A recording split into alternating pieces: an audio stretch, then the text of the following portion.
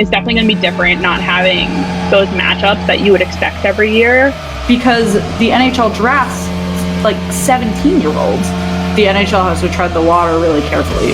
Like, they don't even have a goalie. Like, what is the draw? But going into this year because of the Seattle Kraken's expansion draft. But where is this going? Oh, so listen, hear me out. It's going somewhere. It's just not part of hockey. Like, really looks like that weird dad I don't want me to pick up from school. Like, welcome to Slapshot Sweethearts. What's up, guys? We are the Slapshot Sweethearts. I am Megan. That is Shannon. And our new topic, division rankings. Let's get into it. Yeah, it's only been 2 weeks, but I've got some worries everywhere. I've got feelings. I've got worries all over this goddamn league. Literally cover the country, get to Canada, turn right. I got words. We'll just start. First of all, my gift came. Thank you to Megan that my Zdeno Chara Capital shirt has arrived. It is very comfortable, first of all, and it has come in perfect time for Chara to return to Boston and just rifle through my feelings all weekend. So we'll see what happens there, Shan. I don't know what's going to happen because the freaking Capitals had to have a hotel room party in Pittsburgh as if they're a freaking pit bull in Miami. So, I can't with this. And did you see TJ Oshie's response? I'm sorry that we are a team that likes to hang out with each other. Like, dude, not the point. You can hang out with each other without breaking COVID protocol. We're in a pandemic. Do you like hanging out with each other or do you like Stanley Cups? I like my health. Well, I mean, that's an option too.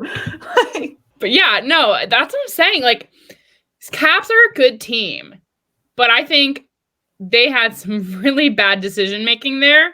Samsonov comes out with COVID. Ovechkin's wife takes to the internet to write things down in Russian that have since been decoded, or translated is the word. Decoded. It's decoding for me. I don't speak that. But has been translated. And it's like, okay, I understand your husband and one other person in that room had antibodies already, but that's still against the rules. Also, that's only 50% of the people that could have gotten sick. Yeah. And one of them did. It's your goalie. You already don't have a goalie. You already barely have a goalie. CC to our last goalie episode, we discussed this entire situation and we gave them the benefit of the doubt. We were like, they're young guys, but they're doing pretty well. And then what do? Have a hotel room party and get COVID. I can't. Goddamn cool. They need to take some notes. We are A, following protocol, B, not losing another goalie. You can't afford that. I'm disappointed. I'm very disappointed. I'm not mad. I'm just disappointed. Nope, I'm mad too. Are you kidding? The way that the East is stacked up right now, Washington is in first, and they don't even deserve to be in first. You freaking fools! Are you kidding me right now? Myself. We gave them 2 overtime points. Yeah, they would be tied right now with the rest of us. With the rest of us peasants that keep giving away bad losses. I mean, when you look at the East right now, as of Wednesday or Thursday, I don't know when these change, Washington is first with 11 points. Then you have Boston, Philly, and Pittsburgh, all with 9. I blame myself. Boston is and then I would be in first because if we had normal wins instead of overtime wins every 5 minutes of our lives, which tiring in itself, but also I can't mentally handle anymore, we would be in first with 11 points. Started from the bottom, we'd be there, but we're not. Well, 2 questions there. Why do you think that so many games are going to overtime? Because it's not just an East issue. Not issue, but trend. I mean, I personally, on behalf of the Pittsburgh Penguins, who would not probably want me to say that on behalf of, they don't start scoring until the second or the third period, which I think it's kind of been a trend I'm seeing everywhere, is that a team A, let's say, scores like 3 points in the first and second, combined. And then team B over here is like, wait, I want to play. And then comes back, scores 3 goals in the third period, and then you're in OT. Yeah, and like you said, team A and team B could really be applied to many teams right now. And everywhere. I'm struggling to figure out, I'm sure it's a little different for every situation, but I'm struggling to figure out whether it's a lack of effort on the offensive side or the defensive side, whether it's probably a mix of both. But say, how many leads have the Bruins given up so far? And I think it's because they get a lead and then they're like, well, we did that, but there's only half the game over. So then I mean, you guys had to go to OT with us on Tuesday for that very reason. They just forget that there's another period to play, and the Avalanche have done it. It's so common right now, and it's frustrating because shootouts are quote me, literally crocheted on a pillow. Shootouts are not an accurate way to depict who played well in the game and who deserves to win a game. Crocheted on a pillow for you. Please do. Your birthday was here. Crochet it on a pillow. I'm going to tattoo it literally on my butt. It tests the goalie. And when you're a Guardian goal, you're probably not going to win a shootout. So as you get further into the season, I talked about this on the Belly Up Fantasy Live Hockey Edition the other night. When you get to these points, you are only playing the same teams. You will get to know each other's ticks and what you're going to do in a circumstance of a shootout. These are going to get predictable. Yeah. And I mean, to begin with, shootouts are not that surprising. There are 5 holes. There are 5 holes you can go for. There is nothing distracting you besides a flick here, a flick there. I am no expert. Please do not call me Brad Marchand in a shootout. I am not that. However, you just keep shooting back and forth. It's not hockey. It's not. It's like what I do when I'm trying to learn the thumbs on Chell. It's not. This is what Marc-Andre Fleury was doing during practice the other day. He was shooting goals. I didn't even recognize him. His big gold pads. It's if the Vegas goalie can shoot a goal on nothing, so can a forward. Come on. All right. Well, you know what? I'm overreacting because I think that the Capitals should be plummeting into the bottom of the league, and they're not going to. And COVID is, COVID is real. COVID is real, but it's a collusion for the Capitals. I'm not happy about it. However, rankings right now, Columbus in first with 7 points. This is as of Wednesday. The lowest point total for a number 1 team. So there you go, Central. You've achieved something there, getting someone to the top with the lowest amount of points. Fun fact. Wow. Then you have, they're below the 3rd place for every other division. The only other team below is Edmonton, which is number 4 for the North. But I digress. Central, number 1, you have Columbus with 7 points. In number 2, tied for among 3 teams, you have Dallas, Florida, and Tampa Bay. But there's one thing to note there that I didn't realize. Dallas has only played 2 games. Florida's only played 2 games.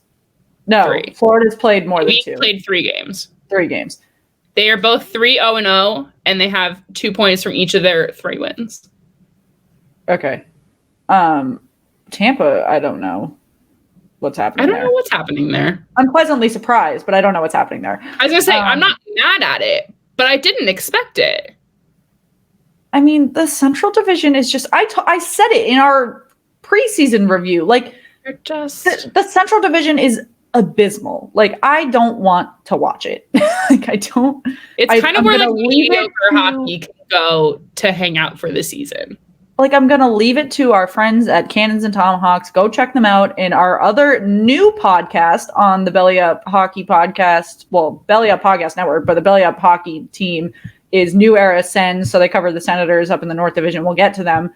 However, Cannons and Tomahawks, you, Alex and Zach, enjoy yourself. They'll come at us for this too. watch the Blue Jackets enjoy their 7 points. Watch the Blackhawks enjoy. Do they even have a point? I don't know. 2. I don't know. They have a few. Enjoy Malcolm Subban. Have fun.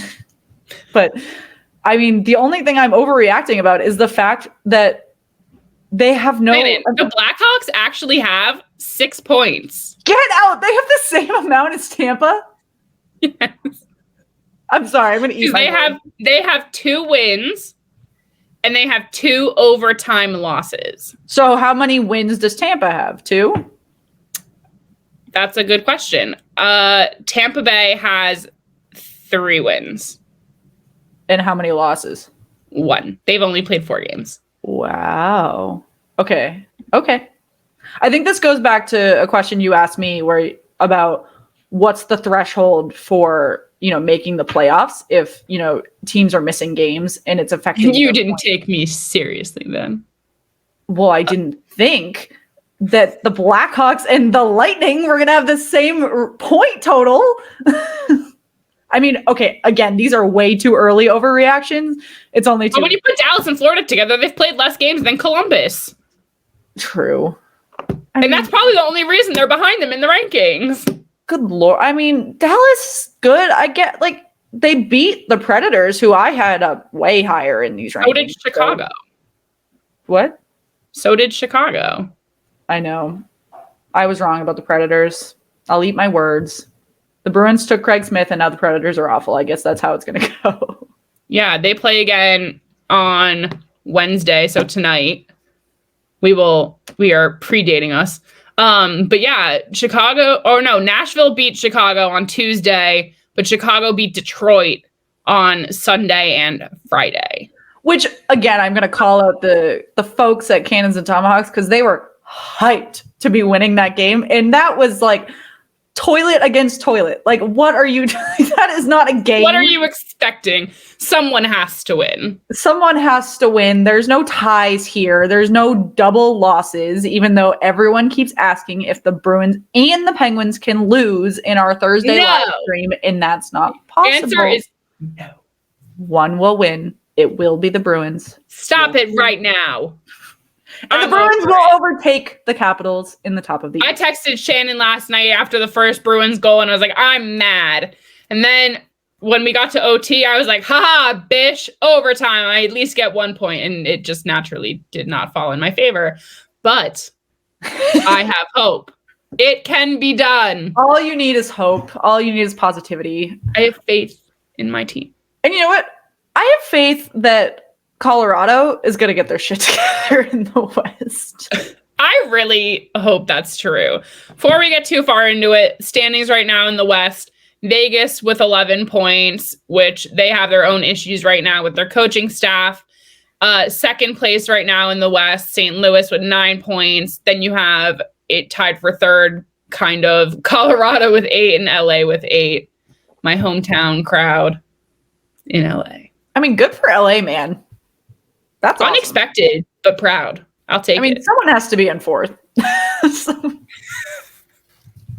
normally that someone has to be in last, but here it's someone has to be in fourth, I think I had either Minnesota or Arizona. Yes, which Minnesota actually, until Wednesday, was in second, but dropped. Again, someone has to be in fourth. I have no passion for Minnesota. Minnesota and Anaheim both also have 8 points, but they're made up of different. They lost to each other in a certain way. Forms. Yeah. I don't know. Go Ducks, man. Go Ducks. Shannon is really becoming a soft fan of the Anaheim Duckies, as has been communicated. That's why I've been browsing the Ducks jerseys, just lightly browsing. Casually looking to purchase. I don't know, but here's thoughts on the West. I really want to know what having your coaching staff in COVID protocol is going to do to Vegas. It is hard for your team on the bench to be run by your GM and your AHL affiliate coaches. I'm sorry, I shouldn't laugh at that. That's really not. No, but I will laugh about that because how are you running a hockey team? I don't know. How do you run a hockey team without a GM? I don't know. We'll find out tomorrow. Okay, I do have one question for you though, because I'm going to overreact for a second about these point totals again. Washington, Vegas are tied with 11 points. And Toronto has 12 points. And I do not see them playing on the same caliber level at all. Washington and Vegas versus Toronto, or like? I think Vegas is playing better than both of those teams. Oh, I agree. But also, when you look at it, Toronto's played one more game and they're up by 1 point. So, but well, yeah, Montreal do have more 10 wins. points, and I don't know what on earth that means. Not much. Want to know what it means is they have 4 wins, but 2 overtime losses and instead I of think straight losses. Part of it in the north, I know we kind of jumped away from the West relatively quickly, but part of it in the north is that 1, they have one less team. 2, the disparity between good teams and bad teams is much more intense. So it's a lot easier for them to rank in wins versus the competitiveness in some of the other divisions. Yeah, like when you look at the North point-wise, you have their one, it has 12 points, which is Toronto. Montreal and Winnipeg both have 10 at 2 and 3. But then you get to Edmonton, they're at 6. That's a 4-point drop. Okay, well, Edmonton's playing like literal butt. I was surprised, to be honest. They're playing horrible. They look horrible. I don't know. Like, again, Connor McDavid deserves better. Going to confidently say I was wrong about them because, like, this is just not pretty. It's not nice to look at. Yeah. I mean, this is like one of those scenarios where my dad got this from my grandfather. Whenever he saw something that's shocking, he'd be like, I would eat my hat. And I'm like, I feel like this is like an eat my hat moment that this is like happening. I will eat my hat. I will eat my hat if Edmonton wins the North. Okay. It's not going to happen. It's not like writing down right now. I'm just like, I'm making my claim. Yeah. It's like, can Ottawa even catch up? They have 3 points. Poor Ottawa. They have such passionate fans. Such passionate fans. I want better for their fans. Their fans are so passionate. We are accepting fans in Pittsburgh if you want to come down to the States. Their fans are so passionate that they're defending that awful, awful logo. Awful. Horrible. But yeah, it's just so, like you were saying, it's so weird that in the top 5 of all teams right now in the league, you have 3 from Canada. It's just not the same. Yeah. And I mean, I don't know. Again, these are just too early overreactions, but there are just some things. And, some of the teams on here that are really or some of the teams that are really wowing me aren't in the top 4. The New Jersey Devils. Yes. And let me just take a quick moment to shout out the New Jersey Devil, who has been putting out great content against my least favorite mascot, Gritty. Fantastic content there. I'd love to come create with you. But no, I totally agree with you. I think the Devils are doing a lot better. Not a lot, but are doing better than expected. Yeah. I mean, they were in a lot of the other podcasts that we interact with. Everyone had them last. I did not. I want to preface, I have been behind them since the beginning, and they are doing great. They beat Boston. They beat Pittsburgh, right? We haven't played them yet. Okay. They beat Washington. I was going to say they beat 3 of the 4 top teams. I just couldn't remember which one it wasn't. I mean, I'll look it up. Yeah, you can look it up. I mean, Mackenzie Blackwood is in COVID protocol, and they're still winning games. Scott Edgewood is carrying this team through. They beat the Islanders. Yeah, they beat the Islanders once. They beat the Rangers. They only played once there. They beat, obviously, you at Boston. I'll take it. I thought they beat the Capitals too. I don't think they've gotten there yet. That's fine. I mean, I think one of the biggest takeaways, though, is that we really thought that they were going to take a dip after Corey Crawford retired, and that goaltending has been the least of their issues. So, yeah. and they will take on Thursday the Flyers. So That's we'll see why I thought they were playing the Flyers, because I've been making fun of Flyers fans about how they're slumping and the Devils are on the rise. Devils are on the rise. You're not wrong. Yeah, I had the Devils at number 6. You had them at number 5, below the Penguins. Ugh. I mean, above the Penguins. Oh, yes. I was going to say, no, I didn't. You can fight me on that. My real disappointment that has come out of the rankings right now has just been the Islanders. Because they're bad? Or they're good? Yeah, no, they're bad. I expected more. No, I said on Worldwide Sports Radio that they were overrated. Yeah, but I wanted to have some faith that their run in the whatever we're calling last year's playoffs, the bubble wasn't a fluke, which we'll see. Again, we'll see. Like, I don't know. Way too early, but is it? Only 56 games. We'll see. Who's to say? But yeah, we're excited. I mean, this is all interesting to look at, and we could just debate point numbers and next matchups for hours. But I think what we really need to do is sign off and go watch some hockey. I think you're right. But as always, guys, you know where to find us. On Twitter, @SweetheartsPod. On Instagram, Slapshot Sweethearts. I'm Miss Meg Rach everywhere. SWalshy63 over there. She always putting out content. She recently hit 1,000 followers on Twitter, and we're all very proud. So go find her there, and we will see you guys next time. Thank you.